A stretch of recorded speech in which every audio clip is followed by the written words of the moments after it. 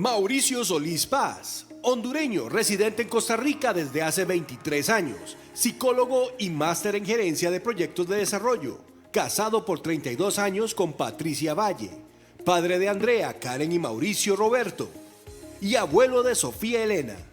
Cuenta con 10 años como pastor de Vida Abundante del Oeste. Llamado desde muy joven, sirviendo en muchas posiciones de liderazgo eclesial y organizacional en Honduras, Ecuador y Costa Rica. Por medio del apoyo en acompañamiento de consejerías, la dedicación a fortalecer iglesias locales, surgió la inquietud y necesidad de entrar a un rol más formal como pastor. Su desafío ha sido mantener un liderazgo de servicio en humildad y congruencia conforme al modelo de Jesús para expandir su reino.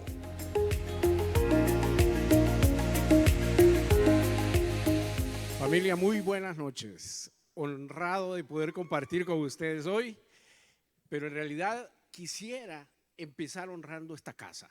¿Cuántos se han sentido superchineados, atendidos, guiados? ¿Verdad que sí? Este equipo de voluntariado, Iglesia Vida Abundante del Sur, merece nuestra gratitud y nuestro reconocimiento. ¡Wow! Gracias. Gracias por amarnos de esta manera y por poder servirnos. Hoy yo los veo y pienso en el potencial de transformación que hay en esta sala. Pienso en la transformación que hay a través de todos aquellos que nos están viendo a la distancia hoy.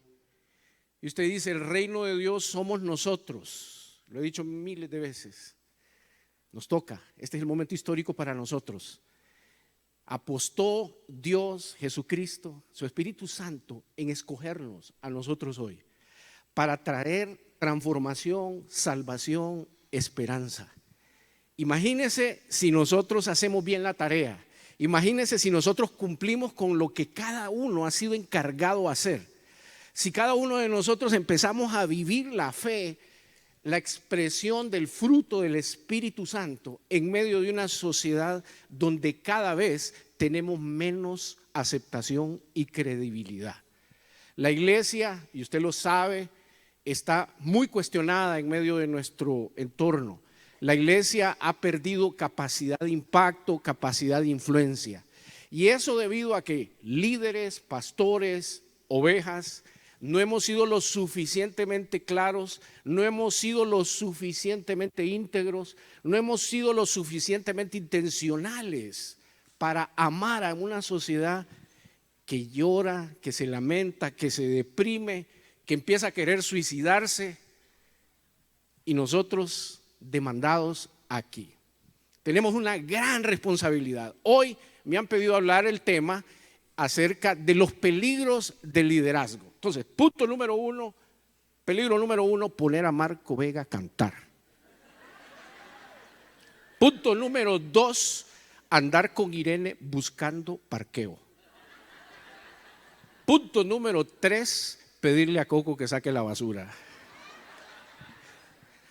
Problemas de carácter, mis hermanos, problemas de carácter.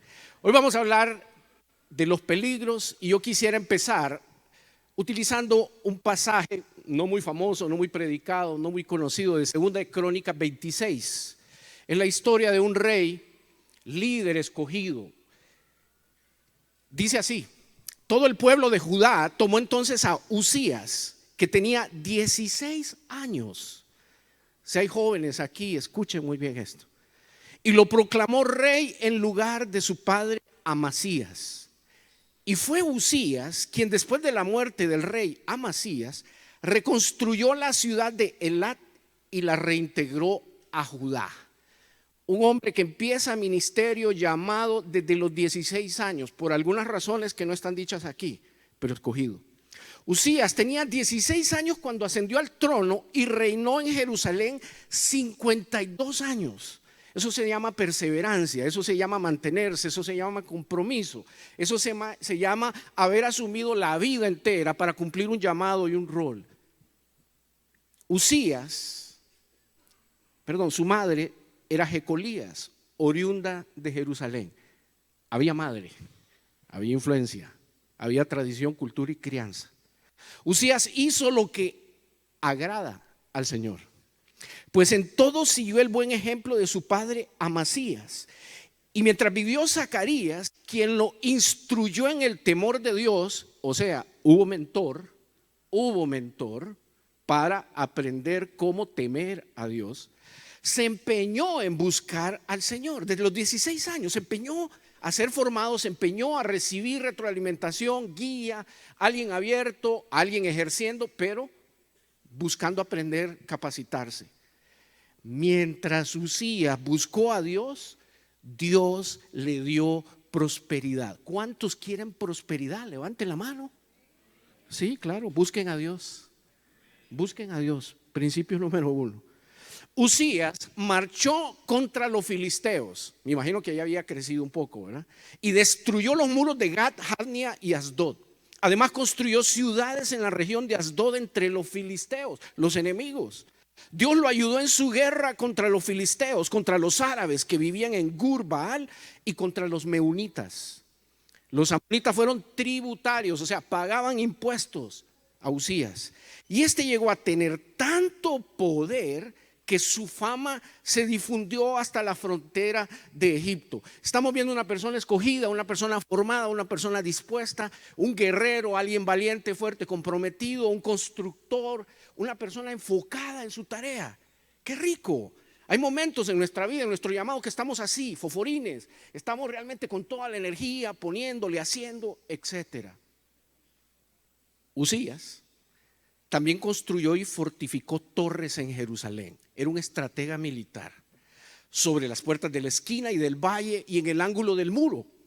Asimismo construyó torres en el desierto y cavó un gran número de pozos, tipo ingeniero. Pues tenía mucho ganado en la llanura y en la meseta. Tenía también labradores y viñadores que trabajaban en las montañas y en los valles, pues era un amante de la agricultura, polifacético. Construcción, militar, agricultor. Uzías contaba con un ejército que salía a la guerra por escuadrones, un organizador, un tipo administrador. De acuerdo con el censo hecho por el cronista Jehiel y por el oficial Maseías, bajo la dirección de Hananías, funcionario del rey, estructura organizativa. El total de los jefes de la familia era de 2,600, todos ellos guerreros valientes. Bajo el mando de estos había un ejército bien entrenado, compuesto por 307,500 soldados. Eso sale como a 15 hijos por compadre, ¿verdad? Porque dice que eran 2,600. O sea, además enfocados a los padres, ¿verdad? Muy bien. Esta gente combatía con mucho valor para apoyar al rey en su lucha contra los enemigos. A ese ejército él lo cuidaba.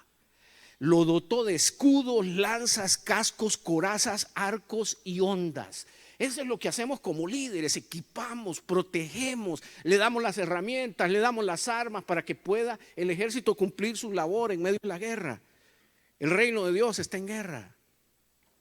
Construyó en Jerusalén unas máquinas diseñadas por hombres ingeniosos y las colocó en las torres y en las esquinas de la ciudad para disparar flechas y piedras de gran tamaño. Creativo el tipo.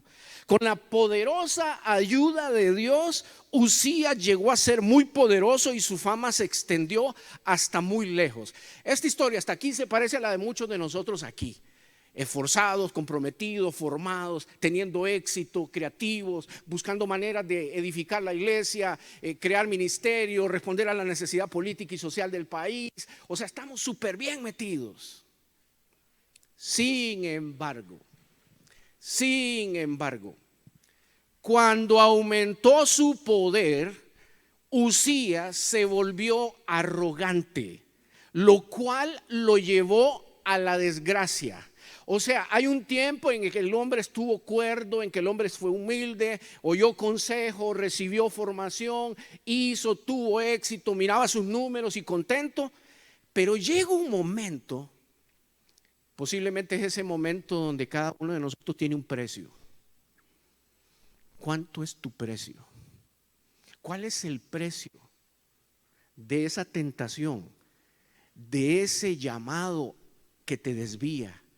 De esa actitud, ¿cuál es el precio que hace que no terminemos bien la carrera, que hace que nosotros nos vayamos desviando del camino, que como la palabra pecado, que significa, que es del griego amartía, que significa errar al blanco, nosotros empezamos a desviarnos, ante la vista y paciencia de muchos sin decirnos absolutamente nada, a veces. Cuando aumentó su poder, Usías se volvió arrogante, lo cual lo llevó a la desgracia. Se rebeló contra el Señor, Dios de sus antepasados, y se atrevió a entrar en el templo del Señor para quemar incienso en el altar. Detrás de él entró el sumo sacerdote Azarías, junto con 80 sacerdotes del Señor, benditos, todos ellos hombres valientes, quienes se le enfrentaron y le dijeron: no corresponde a su majestad quemar el incienso al Señor. Esta es función de los sacerdotes descendientes de Aarón, pues son ellos los que están consagrados para quemar el incienso. Salga usted ahora mismo del santuario, pues ha pecado y así Dios el Señor no va a honrarlo. Entonces el hombre empieza a perderse, el hombre se vuelve arrogante, soberbio, rebelde ante la voz de Dios. Ya se la cree toda porque ve para atrás y solo ve éxito, solo ve bondad. Vio que tal vez hizo una cosa por aquí, otra por acá, y Dios tal vez no hizo disciplina a él en ese momento. Dios lo dejó hacer, libre albedrío, y entonces el hombre de repente se vuelve loco y decide hacer una tontería, traspasar un límite. Un rey que se asume además como sacerdote, o sea, doña toda. Control absoluto, centralidad de todo el poder, autoritarismo. Y entonces hace algo que es quemar incienso. Dios quiera que en nuestras vidas e iglesias tengamos gentes como Azarías y estos 80 sacerdotes que tuvieron temor de Dios, que tuvieron el coraje de confrontar al líder, que señalaron lo que estaba malo y no solo eso, lo patearon y lo sacaron. Esto enfureció a Usías, enfureció, ira, perdió el control. Quien tenía en la mano un incensario listo para ofrecer el incienso. Pero en ese mismo instante, allá en el templo del Señor, junto al altar del incienso y delante de los sacerdotes, la frente se le cubrió de lepra. A todo chancho le llega su hora. O sea, el hombre pensó que no, pero sí. Dios se la aplicó, como decimos. Al ver que Usías estaba leproso, el sumo sacerdote Azarías y los demás lo expulsaron de ahí a toda prisa. Es más, él mismo se apresuró a salir, pues el Señor lo había castigado. El rey Usías se quedó leproso hasta el día de su muerte. Tuvo que vivir aislado en su casa y le prohibieron, después de 50 y pico de años, de entrar en el templo del Señor. O sea, un chavalo setentón ya, que había visto glorias, y de repente es puesto en la esquina, aislado, y le prohibieron entrar al templo. Su hijo Jotán quedó a cargo del palacio y del gobierno del país. Los demás acontecimientos del reinado de Usías, desde el primero hasta el último, los escribió el profeta Isaías, hijo de Amós. Cuando Usías murió, fue sepultado con sus antepasados, ojo, en un campo cercano al panteón de los reyes. O sea, ni siquiera pudo ser enterrado con los demás reyes. O sea, fue discriminado, fue expulsado, fue sacado por causa de su rebeldía, su arrogancia, su soberbia. Pues padecía de lepra. Y su hijo Jotán lo sucedió en el trono. Veamos cinco signos de peligro que usted tiene que ver sobre usted mismo y sobre sus líderes. Número 1, ¿qué fue lo que le pasó a Usías? Número 1, pérdida del temor a Dios. Pérdida del temor a Dios, se nos olvida, la gloria, las burbujas nos enceguecen. Pérdida del temor a Dios. Nosotros como líderes de iglesias, Vida Abundante, no podemos perder el temor a Dios. Segundo, rebeldía. El momento en que decidimos pasar la línea, el momento en que decidimos hacer uso de nuestro libre albedrío y hacer las cosas como se nos antoja y no como dice la Biblia o no como dice el Señor. Tercero, desobediencia. Habiendo sabido lo que había que hacer, él decidió hacer diferente. Invadir roles, asumir las responsabilidades de otros. Somos un cuerpo. ¿Quién dijo que usted puede ser pie y oreja al mismo tiempo? ¿Quién dice que usted puede ser 3, 4 órganos del cuerpo? Eso significa estarle robando la bendición y el espacio y el llamado a otra persona. No podemos estar haciéndolo todo nosotros. Y al final, uno de los males de este siglo, el enojo mal canalizado, la ira, el enojo que enfurece. La furia es esa fuerza de la que perdés control y a veces hasta la memoria de lo que haces, dañando, destruyendo, etcétera.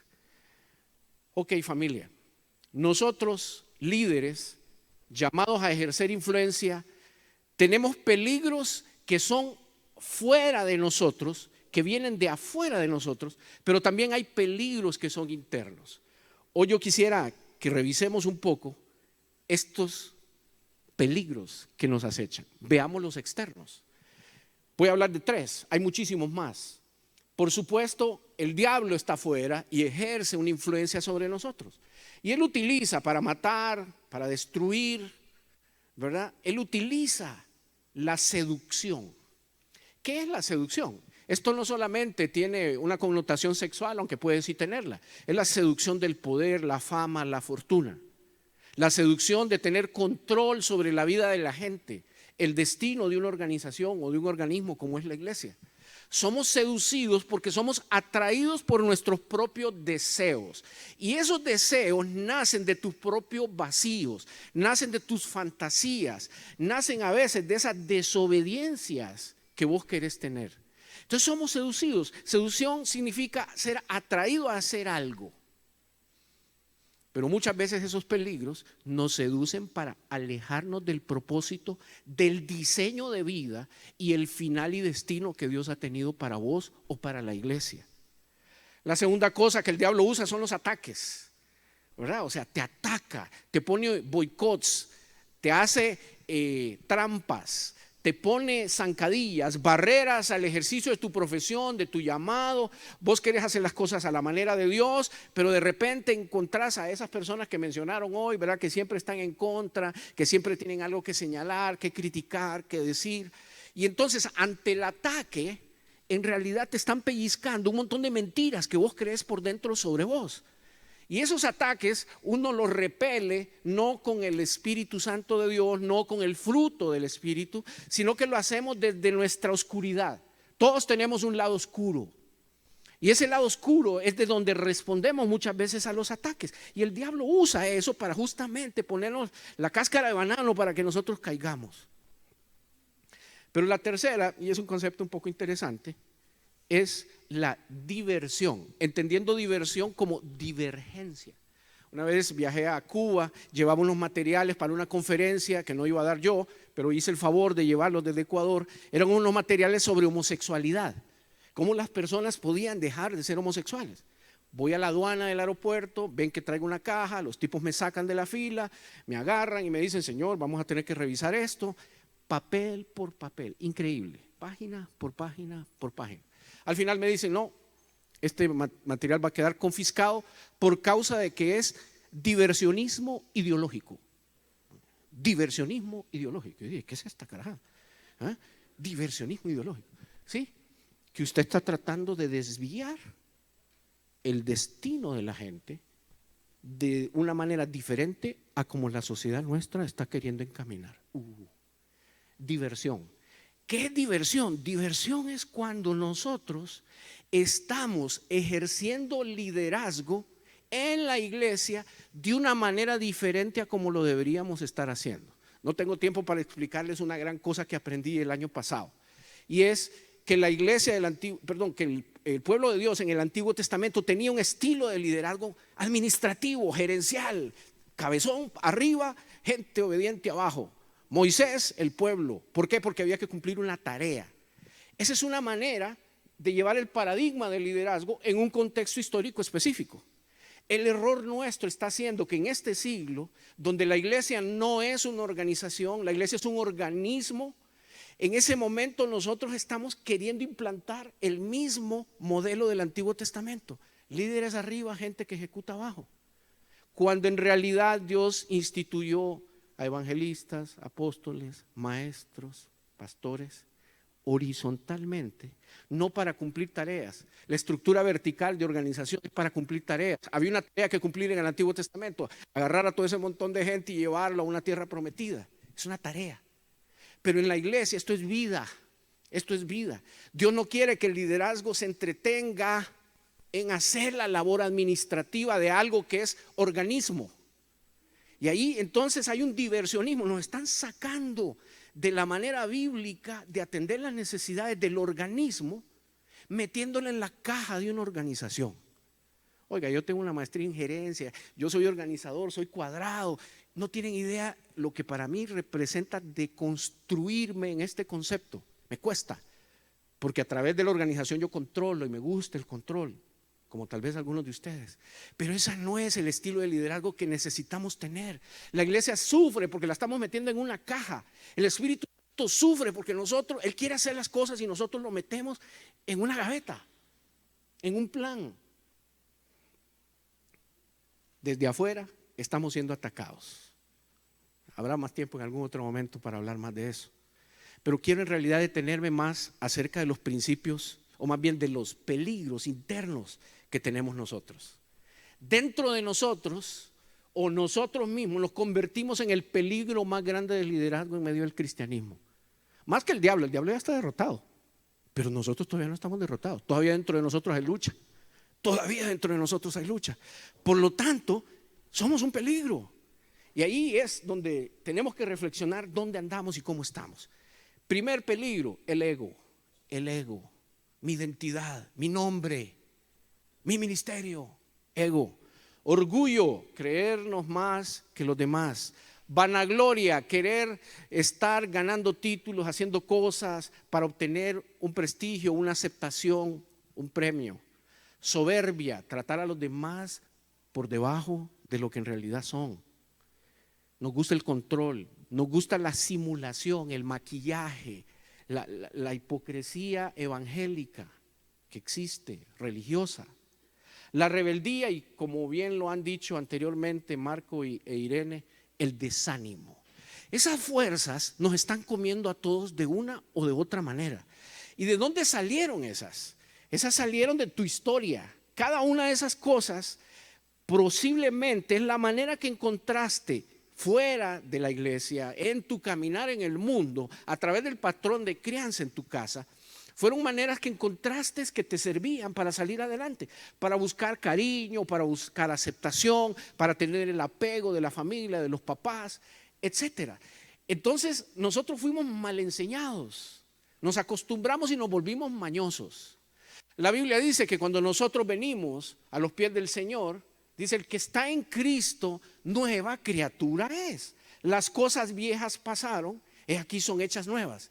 Pero eso no necesariamente es cierto para muchos. Lo han oído, pero no lo están viviendo.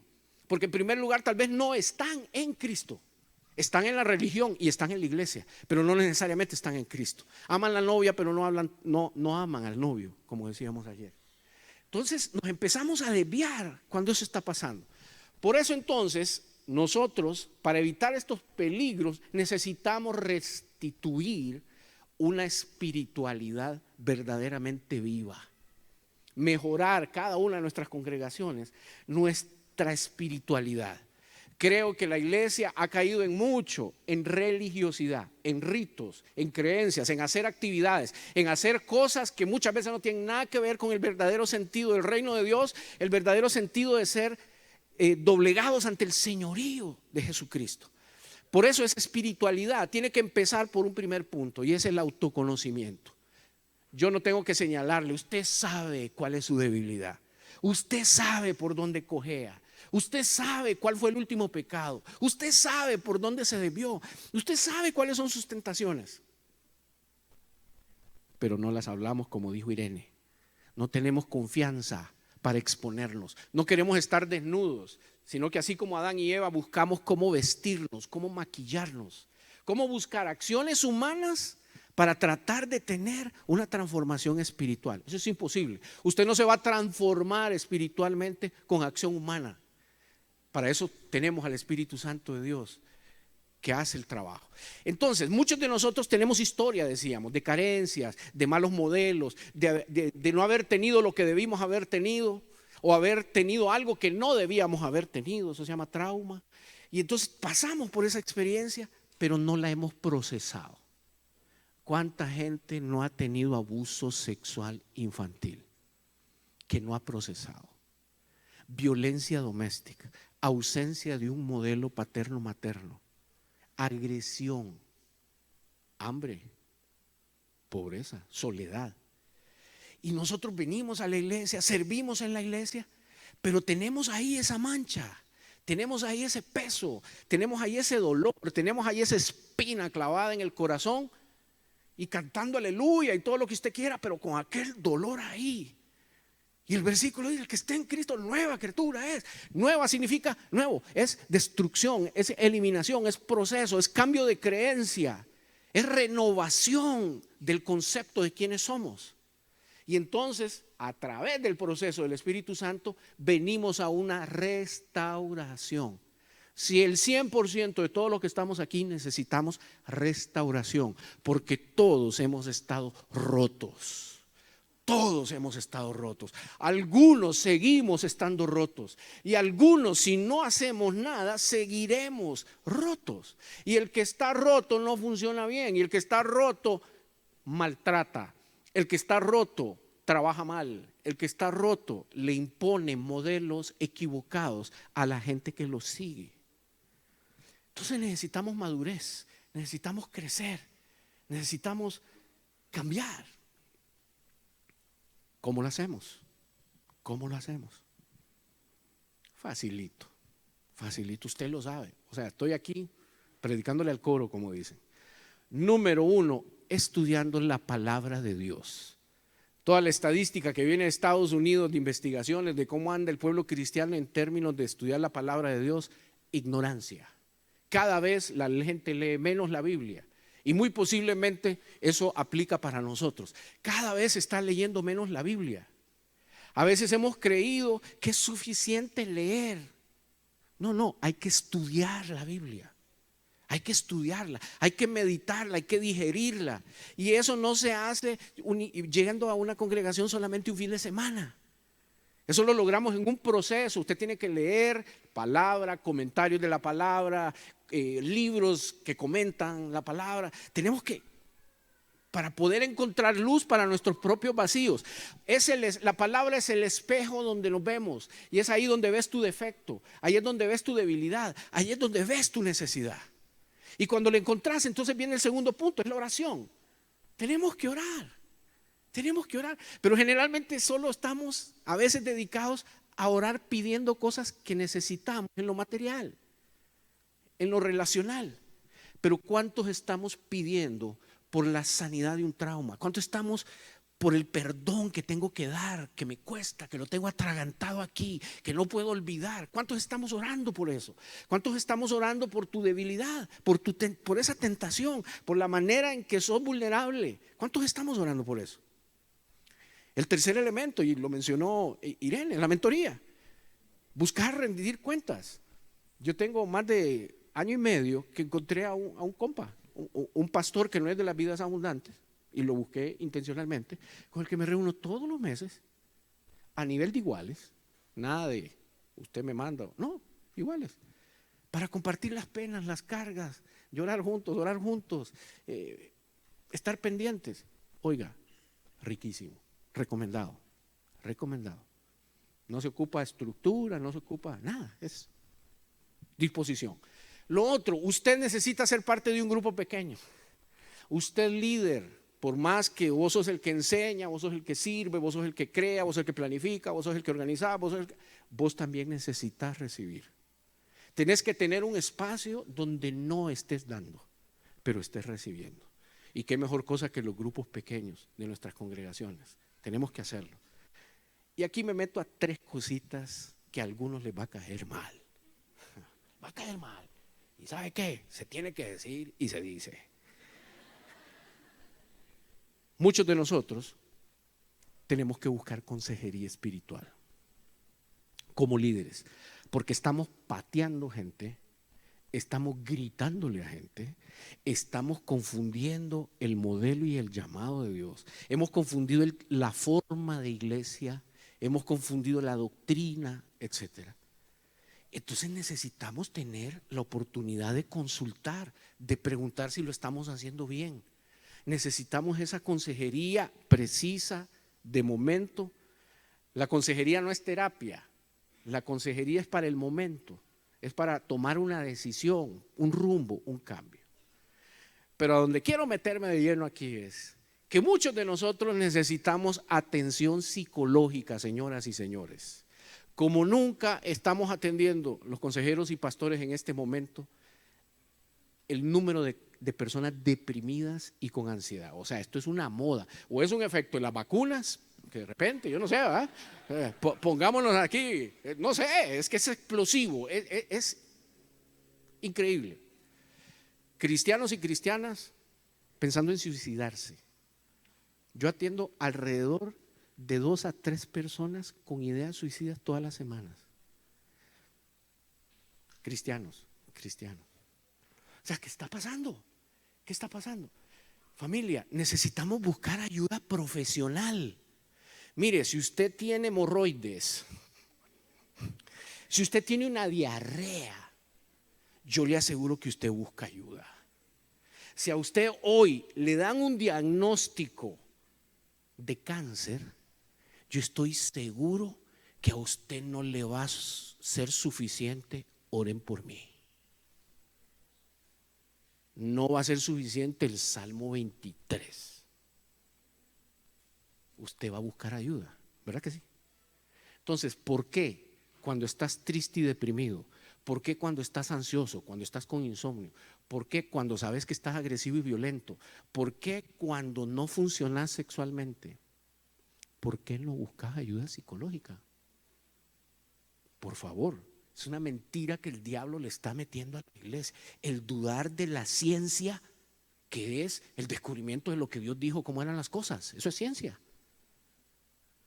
Entonces, ¿por qué cierta ciencia sí y por qué otra no? ¿Saben por qué? Porque somos orgullosos. ¿Saben por qué? Porque nos da miedo que nos rasquen la herida. ¿Saben por qué? Porque no queremos el compromiso que trae ser sano. Es que hay que soltar, es que hay que abrir herida y eso duele. Sí, pero si yo te digo, tenés un tumor, hay que sacártelo. Por supuesto que tengo que abrirte y eso va a doler, pero después viene la sanidad, viene la salud. Entonces hay que hacerlo. Y la última, y esta sí le va a caer mal.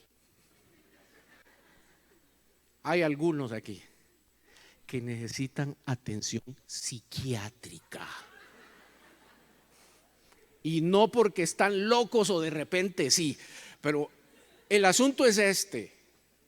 Pongámonos de acuerdo.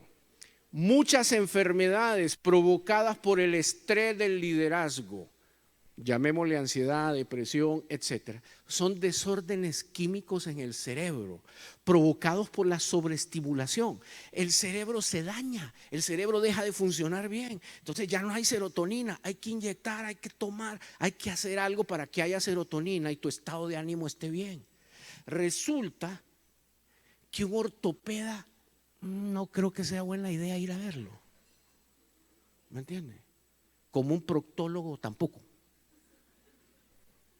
Es un psiquiatra, porque ellos son, no solo porque conocen el funcionamiento, sino porque están actualizados en cuál es el medicamento más certero, más moderno, más nuevo, con menos efectos secundarios, etcétera. Ay, pastor, pero es que me dan la pastilla y yo ando atontado. Sí, o sea, sí. Y hay. A la primera dosis, ¿quién dice que el psiquiatra sabe cuánto es que ocupas?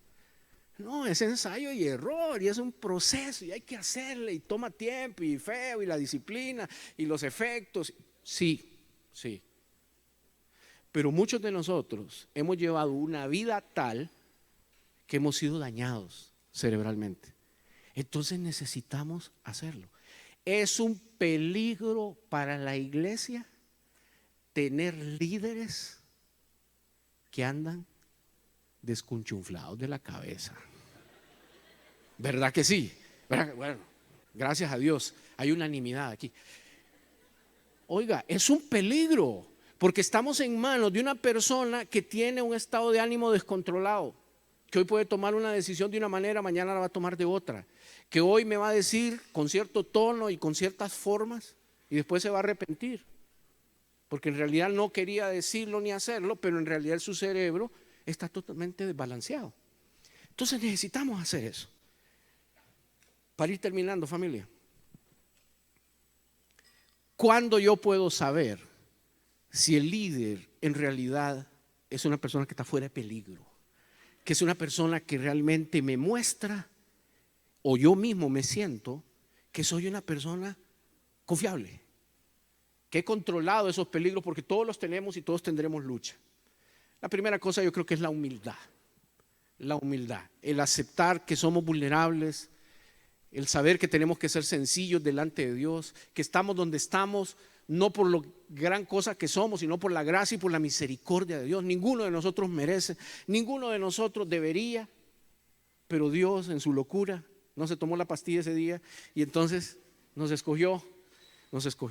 La segunda cosa que el mundo, la sociedad costarricense demanda de nosotros como líderes es la integridad, que seamos de una pieza, que seamos lo que decimos que somos, que realmente nosotros podamos vivir una vida que modele, que la gente pueda decir, podemos confiar en esta gente porque es íntegra, lo que creen realmente lo viven, obedientes, gente que realmente cumple los propósitos de Dios, congruentes. Si hay una necesidad, creo yo, de nosotros como iglesias, es que seamos congruentes, que eso que predicamos, que eso de que decimos, lo que recitamos, lo que confrontamos, lo que señalamos, que realmente sea verdadero. Tuve la oportunidad de ser miembro de una junta directiva mundial, de una organización cristiana muy grande. Trabajaba en 100 países. Durante 5 años fui miembro de la junta directiva. El fundador de esta organización era tal vez el orador más elocuente que yo he visto. Un tipo que hablaba y las multitudes lloraban, un tipo que hablaba y la gente se motivaba, un tipo convencido con su causa. Nos invitaron a ser, éramos 27 personas en una junta directiva.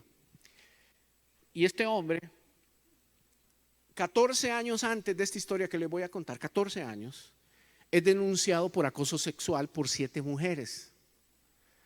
En ese momento la organización está a punto de ser cerrada. Esta es una organización cristiana. El gobierno le cayó a la organización cuando se dio cuenta y el gobierno exigió que este hombre fuera puesto fuera de la organización porque era un peligro para el ministerio. El que era presidente de la junta directiva en ese momento decide simplemente abrirle una oficinita en otro edificio, dejarlo ahí, porque el tipo era demasiado bueno recaudando plata. Era un genio convirtiendo millonarios para que donaran para ese ministerio. Pasaron 14 años, no hubo ningún problema. La segunda exigencia que el gobierno había hecho era que este hombre tenía que llevar terapia para procesar su situación que lo había llevado a ser un acosador sexual. El Señor nunca fue.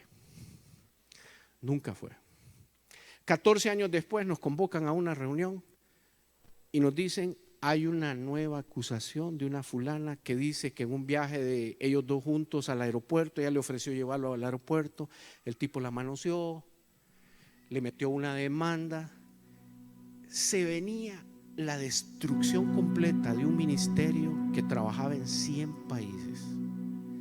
Estamos ahí nosotros, 27 personas, teniendo que tomar una decisión. La decisión es, hay que despedir al fundador de esta organización, al que nos convocó, al que nos trajo a cada uno de nosotros aquí. Esa junta directiva, yo era 25 años menor que todos. Yo era un muchachito, ¿ok? Y para mí esta es una de las lecciones más grandes de liderazgo que he tenido.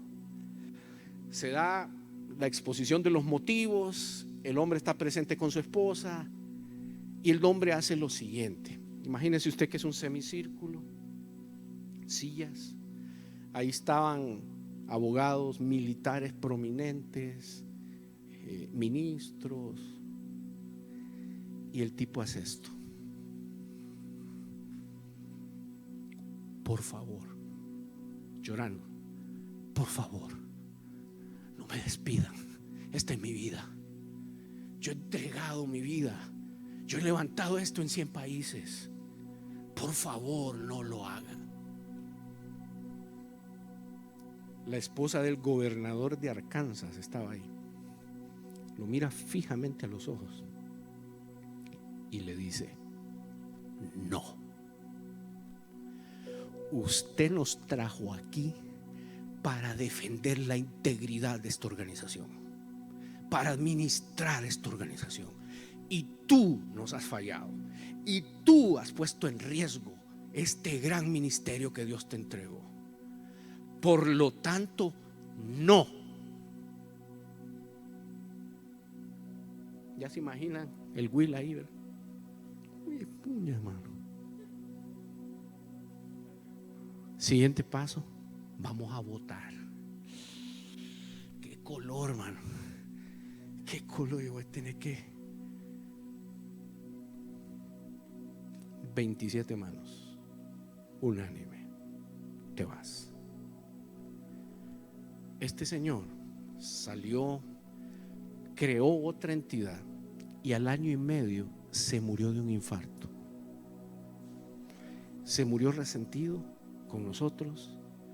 Yo recibí cientos, miles de correos de todas partes del mundo insultándome. Shame on you. Vergüenza. ¿Cómo hicieron eso con ese héroe, con ese hombre? ¿Ustedes quiénes eran? No, usted no tiene idea. Pero ¿qué es lo que yo quiero transmitirte? Este hombre tuvo 14 años.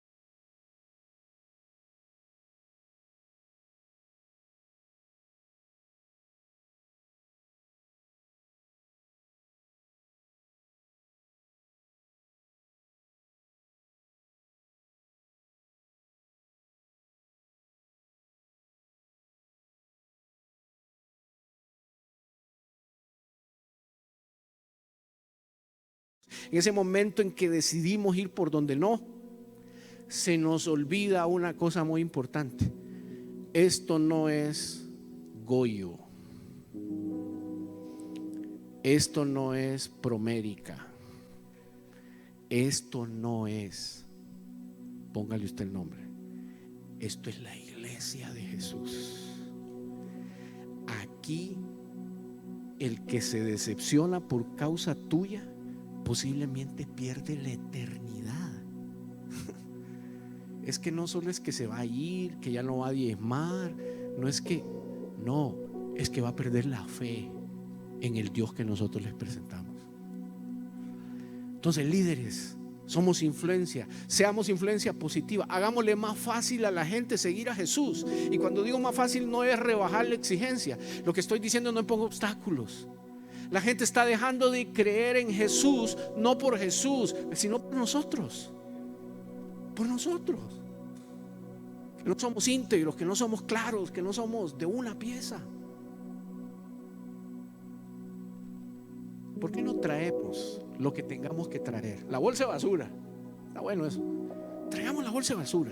Traigamos la decisión de mañana busco al psiquiatra, mañana busco al consejero, mañana me busco una mentora, mañana busco lo que tenga que buscar. Pero en serio, ¿por qué no le damos y hacemos de hoy un día memorable. Pongámonos de pie, vamos a orar.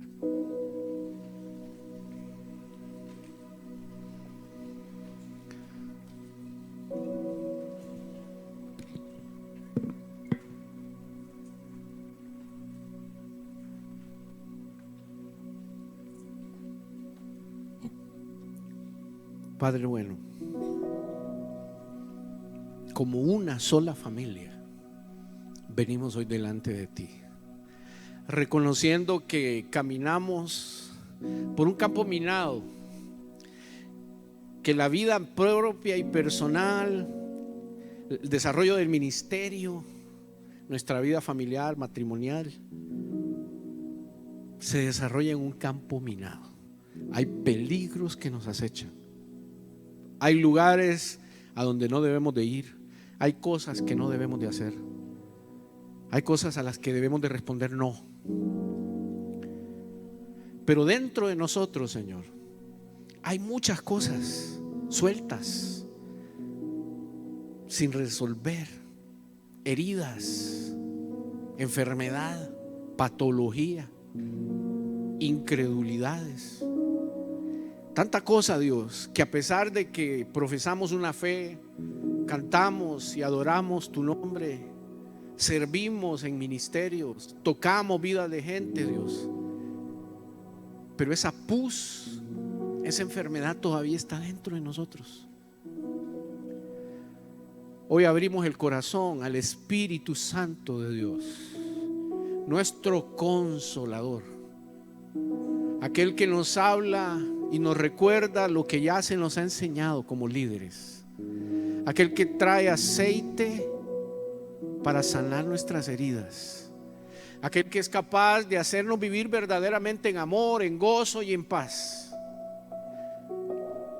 aquel que verdaderamente nos convierte, no por maquillaje, en personas buenas, en personas de carácter, con temple, para saber cuándo decir sí, cuándo decir no, para poder ir y confrontar cuando hay algo que no está conforme a lo que debe de estar. Hoy pedimos que nos des la fe, Señor, la fe de que podemos cambiar, la fe de que en ti podemos cambiar, la fe de que es imposible cambiar por nosotros mismos. Danos esa creencia, Dios, que de verdad nos convenza de que no podemos por nosotros mismos y nosotras mismas. Padre, danos dominio propio. Espíritu Santo de Dios, danos el dominio propio para ejercer nuestro llamado a la manera tuya, a la manera tuya. Padre, hoy nos despojamos de todas estas heridas, de todas estas mentiras que hemos creído de nosotros, de toda esta atadura que ha impedido hasta aquí que nosotros vivamos la plenitud del carácter de Cristo. Y si no entendemos todavía eso, Dios, te pedimos revelación. Revélanos, muéstranos con tu lupa, Dios, las áreas de nuestra vida en las que necesitamos trabajar y crecer, para que ellas no sean nunca más un peligro para nosotros y que nosotros no seamos un peligro para el reino de Dios. Gracias, Padre. En el nombre de Jesucristo te ponemos y te entregamos todo esto y te damos la honra y la gloria. Bendito seas.